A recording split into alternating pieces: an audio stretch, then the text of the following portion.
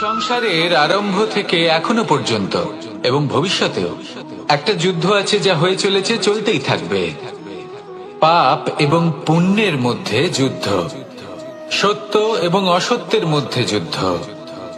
এই যুদ্ধ চলেই আসছে, আর এই যুদ্ধে যারা লড়েন তাদের আমরা সবসময় জয় জয়কার করি। আর যারা এই জয় জয়কার করেন তাদের প্রত্যেকের একটা বিশেষ গুরুত্ব থাকে। যখনই কোনো যোদ্ধা যুদ্ধক্ষেত্রে ক্লান্ত হয়ে পড়ে, শক্তিহীন হয়ে পড়ে, তখন এরা জয় জয়কার করে, শঙ্খ বাজাতে থাকে, সেই যোদ্ধাকে অনুপ্রেরিত করে, শক্তি এবং সাহসে ভরিয়ে তোলে। আর তখন সেই যোদ্ধা সেই যুদ্ধকে এগিয়ে নিয়ে যেতে পারে। যখন শ্রীরাম লঙ্কা যাত্রা করার জন্য সেতু তৈরি করছিলেন, তখন একটা ছোট্ট মিষ্টি কাঠবিড়ালি নিজের মুখে মাটির টুকরো বয়ে নিয়ে গিয়ে তার সাধ্যমতো তাকে সাহায্য করছিল। শ্রীরাম দেখলেন এবং বললেন যে ও তো সবার মনোবল বৃদ্ধি করছে, সবাইকে প্রেরিত করছে। ও বলল যে আমি এত ছোট হয়েও যদি এই কাজ করতে পারি, তাহলে আপনারা সবাই কেন পারবেন না? এটাই হলো সেই সকলের মাহাত্ম্য, যারা জয় জয়কার করেন, অনুপ্রেরিত করেন, সাহস যোগান। ওনারা সেই ব্যক্তি যারা একজন যোদ্ধার মধ্যে যুদ্ধকে জয় করার শক্তি প্রদান করেন। আসুন আমার সাথে ভালোবেসে বলুন, রাধা রাধা। সংসারে আমাদের জীবনে যখন কোনো সুখ বা দুঃখ আসে, তার জন্য আমরা কাউকে না কাউকে অবশ্যই দায়ী করে থাকি, তাই না? এই ব্যক্তি আমাদের সাথে এরকম কাজ করেছেন, তাই আমার সাথে এমন হলো। ওই ব্যক্তি যদি এমনটা না করতেন, তাহলে আজ আমি ওই স্থানে পৌঁছতে পারতাম। সবই আপনার দৃষ্টিভঙ্গির উপর নির্ভরশীল, আর যদি আপনার দৃষ্টিভঙ্গি এমন হয়, তাহলে তা অনুচিত। সত্যি কথা বলতে এই সংসারে ভিন্ন ভিন্ন ধরনের মানুষ আছে। এটা আপনার উপর নির্ভর করছে কিভাবে তাদের স্বাগত জানাবেন। একবার ভাবুন, আমি আমার দুটো হাত সামনে নিয়ে এলাম, দুটো মুঠো খুলে দিলাম। দুই প্রকারের মানুষ আসবেন, কিছু না কিছু দিয়ে যাবেন। এই মুঠো যদি আমি বন্ধ করে দিই, তাহলে না কেউ আমাকে কিছু দিতে পারবে, না আমার কিছু যাবে আসবে। নিশ্চয়ই বুঝতে পারছেন এই দুই ধরনের ব্যক্তি কারা এবং তারা কি দিয়ে যান। আমি যদি নিজের মুঠো খুলে দিই, তাহলে কিছু ভালো মানুষ আসবেন, আমাকে আনন্দ, সন্তুষ্টি, জ্ঞান প্রদান করে যাবেন, ভালো অভিজ্ঞতা দিয়ে যাবেন। কোনো খারাপ ব্যক্তি যদি আসেন, তাহলে তিনিও খারাপ অভিজ্ঞতা দেবেন, যার থেকে আমি শিক্ষা লাভ করব। এই সব কিছু আমি লাভ করতে পারি। মুঠো যদি বন্ধ করে রাখি, তাহলে আমি কিছুই পাবো না। দেখুন, এই সংসারে প্রত্যেকের জীবনে এইরকম। প্রত্যেকের জীবনে সবকিছুই আছে, ভালো খারাপ দুই মানুষই আছে। ভালো অভিজ্ঞতা আছে, খারাপ অভিজ্ঞতা আছে। নির্ভর করছে আপনার উপর যে আপনি কি করবেন, এনাদের স্বাগত কিভাবে জানাবেন, কার থেকে কি বুঝবেন, কি শিখতে পারবেন, আর কোন দৃষ্টিভঙ্গি নিয়ে অগ্রসর হবেন। এটাই নির্ধারণ করবে যে আপনার জীবন কেমন হবে। আসুন আমার সাথে ভালোবেসে বলুন, রাধা রাধা। এটা হলো একটা সাদা পাতা। এবার এতে আমি যাই লিখব, সেটাই এর অস্তিত্ব হবে। এতে আমি প্রেমের কিছু কথা লিখে একে প্রেম পত্র বানিয়ে তুলতে পারি। মাতা পিতার জন্য একটা শুভ সংবাদ লিখতে পারি। শত্রুর বিষয়ে সতর্ক করব বলে সেনাকে একটা সংবাদ লিখতে পারি। দ্বারকাবাসীর জন্য কোনো সংবাদ পাঠাতে পারি।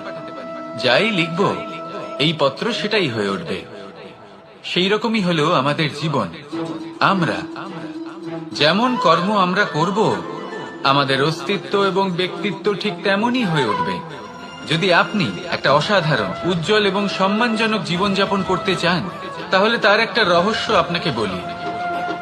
যেমন কথন হবে, কর্ম তেমন হবে। অর্থাৎ যতটুকু বলেছেন ততটুকুই করুন, আর যতটুকু করেছেন ততটুকুই বলুন। এই একটা নিয়ম যদি আপনারা পালন করেন, তাহলে এই সংসারের সমস্ত পণ্ডিত আপনাকে অবশ্যই সম্মান করবেন। তাহলে এটাই করুন, আর আমার সাথে ভালোবেসে বলুন, রাধা রাধা। কখনো কোনো পাখিকে দেখেছেন? যখন সে প্রথমবার উঠতে চেষ্টা করে, সে বাসা থেকে মাটিতে পড়ে যায়, কিন্তু সে হার মানে না। চেষ্টা করতে থাকে, করতেই থাকে, ডানা ঝাপটাতে থাকে, আর তারপর সে উড়তে শেখে। গোল শালগ্রাম শিলাকে দেখুন, পর্বত থেকে খসে পড়ে, ধাক্কা খায়, জলের প্রবাহ দ্বারা ঘর্ষিত হয়, তারপরে তা শালগ্রামে পরিণত হয়। ভেবে দেখুন, যদি কোনো পাখি প্রথমবার উড়তে গিয়ে এটা ভাবে যে না না, যদি আমি পড়ে যাই তবে, আমার যদি আঘাত লাগে তবে, আর যদি ভয়ের কারণে সে শুরুই না করতে পারে, চেষ্টাই না করে, তাহলে কি সে উড়তে শিখবে? কখনোই না। এর দ্বারা ভয়ভীত হবেন না। আসুন আর আমার সাথে ভালোবেসে বলুন, রাধা রাধা। যদি আমি আমার চোখ বেঁধে কোনো একটা নির্দিষ্ট দিকে নিজের সমস্ত শক্তি প্রয়োগ করে ছুটে যাই, তাহলে কি হবে? আমি কোথাও ধাক্কা খেতে পারি, নিজের ক্ষতি করতে পারি, কোথাও পড়ে যেতে পারি, তাই না? অর্থাৎ এটা নিশ্চিত এই কাজ আমার করা উচিত নয়। কিন্তু আজকের দিনে প্রত্যেকটা মানুষ এই কাজই করছেন, তাই না?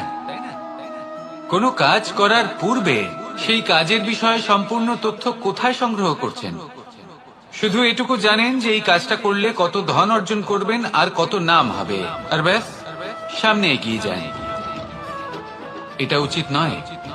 পূর্ণরূপে যে কোনো কাজ করার আগেই সেই কাজের বিশ্লেষণ করে নেওয়া উচিত, তা বুঝে নেওয়া উচিত, এবং সেই বিষয়ে অবশ্যই খেয়াল রাখা উচিত যে আপনার শরীর এবং আপনার মন এই কাজ করার জন্য কি প্রস্তুত রয়েছে।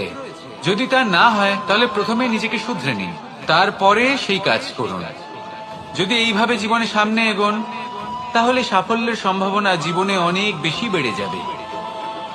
তাহলে এটাই করুন, আর আমার সাথে ভালোবেসে বলুন, রাধা রাধা। এই সংসারের সব থেকে বড় যোদ্ধা কে?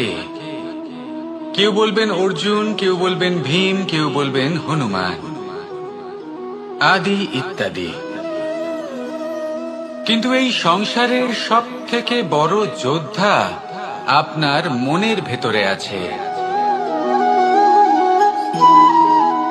আপনার মনের মধ্যে আছে। সেই ব্যক্তি সব থেকে উঁচুতে পৌঁছতে পারেন যিনি নিজের অন্তরের খামতি বুঝতে পারেন, নিজের দোষ বুঝতে পারেন, তার সাথে লড়াই করেন এবং তার উপর বিজয় লাভ করেন। যে ব্যক্তি এটা শিখতে পারেন, যে ব্যক্তি এটার উপর জয়লাভ করতে পারেন, তিনি হলেন সব থেকে বেশি শক্তিশালী, সব থেকে বেশি বীর এবং সব থেকে বেশি পরাক্রমী ব্যক্তি। আমরা সকলেই সংসারকে পাল্টাতে চাই। তার জন্য প্রথম পদক্ষেপ আপনাকে নিতে হবে, নিজেকে দোষমুক্ত করতে হবে। যদি মানুষ নিজের অন্তরের দোষ বুঝতে পারেন এবং নিজেকে দোষমুক্ত করতে পারেন, তাহলে এই সংসার নিজে থেকেই দোষমুক্ত হয়ে যাবে, তাই না? তাহলে নিজেকে দোষমুক্ত করুন আর আমার সাথে ভালোবেসে বলুন, রাধা রাধা। মানুষের জীবন সবসময় ন্যায় আর অন্যায়ের মাঝে ঘুরপাক খেতে থাকে। প্রত্যেক মানুষের মনে হয় কোথাও না কোথাও তার সাথে অন্যায় হচ্ছে। কেউ বলেন যে ভাগ্য আমার সাথে অন্যায় করেছে, কেউ আবার বলেন এই সংসার আমার সাথে অন্যায় করেছে। আর প্রত্যেকেই ন্যায় বিচার চাইতে বৈঠক দাবি করে বসেন। কখনো এই বিচার গৃহে যান, আবার কখনো ওই বিচার গৃহে। যদি সত্যি কথা বলি, এই সংসারের সব থেকে বড় বিচার গৃহ আপনার কাছেই রয়েছে, আপনার মন। আপনার মনই হলো সব থেকে বড় বিচার গৃহ। এ খুব ভালো করেই জানে কি শুদ্ধ আবার কি অশুদ্ধ, এর শুভ অশুভর জ্ঞান রয়েছে, এ সব জানে। দেখতে গেলে প্রত্যেকটা মানুষ যদি নিজের মনের কথা শোনেন, তাহলে তিনি ভালোভাবেই বুঝতে পারবেন তিনি কি উচিত করেছেন আর কি অনুচিত।